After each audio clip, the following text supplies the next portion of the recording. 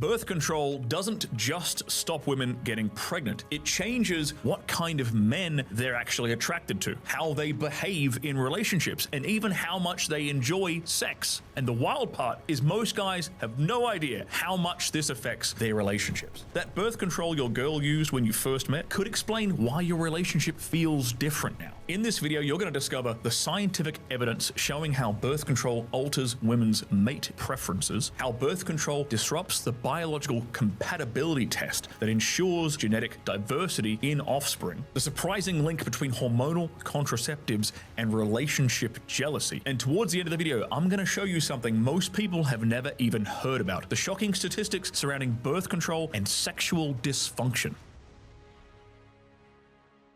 Side effect number 1, hormonal contraceptives suppress ovulation-linked hormonal fluctuations, leading women to prefer less masculine facial features and body types in their partners. Women prefer rounder, more feminine faces when they're on hormonal contraceptives. Partners chosen on birth control are perceived as more emotionally supportive but less sexually attractive. Side effect number 2, women who met their partners while on contraceptives lose attraction for their man. They report lower arousal when they get off birth control if he didn't have these masculine features to begin with. Side effect number 3, birth control use reduces preferences for genetically dissimilar mates via scent cues that are linked to MHC genes, causing long-term compatibility issues if contraception is later discontinued, aka they don't like the way he smells anymore after they get off of birth control. So if a woman actually likes your scent and she's not on birth control, this is actually a fantastic thing, and it means that your kids will actually have an incredibly healthy and diverse immune system. You see, these MHC genes that she's sort of picking the scent up of are a group of genes that encode cell surface proteins involved in the immune system's ability to recognize foreign substances. Basically have two immune systems kind of cross-pollinating.